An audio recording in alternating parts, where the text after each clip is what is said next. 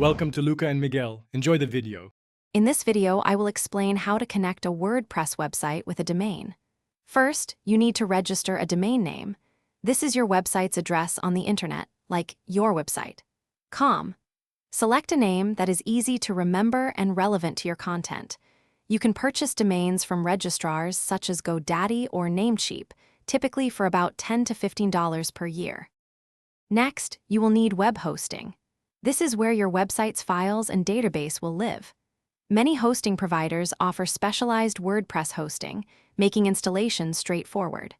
Look for plans that offer at least 1 GB of storage and sufficient bandwidth for your expected visitors.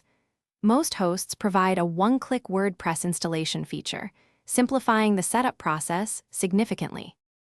Now, let's connect your domain to your hosting. Your hosting provider will give you 2 or more name servers, which are unique addresses. You'll log into your domain registrar's account and update these name servers for your domain. This tells the internet where to find your website's files.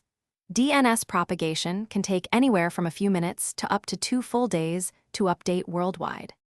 Finally, access your WordPress dashboard using your new domain.